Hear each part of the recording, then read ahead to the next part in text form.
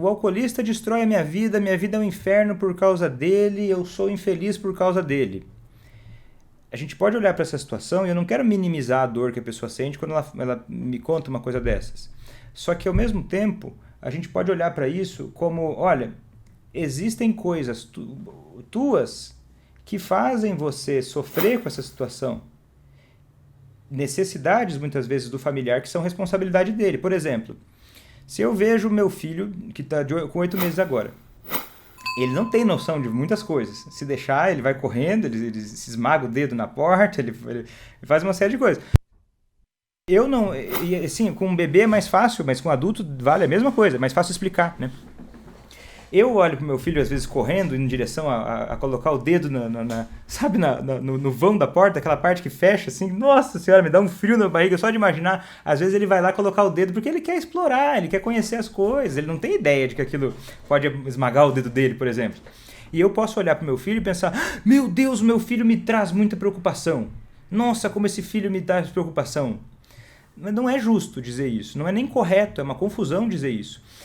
Eu fico preocupado porque, e pode ser óbvio, tá? Estou trazendo uma coisa óbvia para ser didático. Eu fico preocupado porque, para mim, é muito importante prezar pela integridade física do meu filho. Então, não é o meu filho que me faz ficar preocupado. A situação que ele está vivenciando, eu interpreto aquilo por conta da minha expectativa, por conta dos meus interesses, por conta até de necessidades emocionais que eu tenho, porque para mim é muito importante a saúde, né? Um valor que eu tenho na minha vida é saúde, é a integridade, né? Da minha família. E assim, então quando eu vejo uma situação assim, eu fico ansioso, fico às vezes com medo. Mas não foi meu filho que me causou isso. E às vezes, quando a gente vê o marido ou esposa é alcoolista e ela está me decepcionando, ela está fazendo você sofrer. Só que se for pensar, mesmo se for um filho adulto, a gente tem responsabilidade por nutrir um relacionamento. Ou não. E eu não estou dizendo assim que deve nutrir ou não deve nutrir, porque eu acho também muito errado eu definir o que a pessoa tem que fazer ou não com a vida dela. E os palpiteiros adoram fazer isso, né?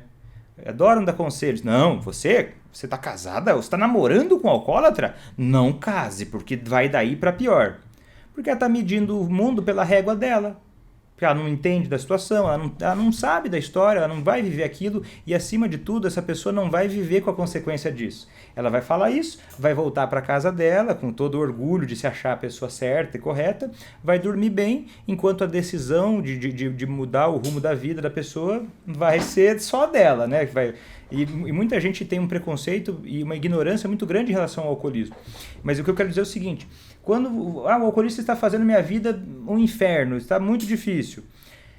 Sim, ele pode ter atitudes que invadem o seu autorrespeito, ele pode ser uma pessoa que às vezes até ele cria situações injustas, mas ao mesmo tempo existe uma parcela de responsabilidade num adulto que continua num relacionamento.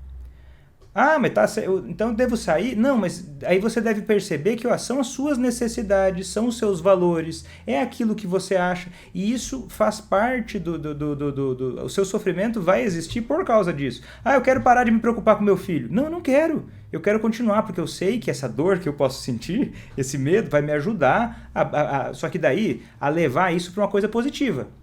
Né? Porque às vezes o familiar, sem perceber, ele entra numa situação de vítima. Isso é o oposto de cuidar de si.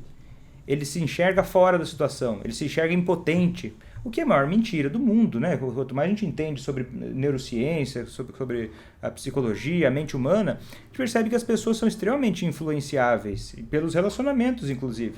Só que às vezes a pessoa o familiar se coloca numa posição de vítima, é vítima do mundo, começa a sentir pena de si, e ele começa a deixar de se responsabilizar pelo que é dele. E aí ele começa a responsabilizar o outro. Eu acho que essa é a parte central do cuidar de si, é a autorresponsabilidade.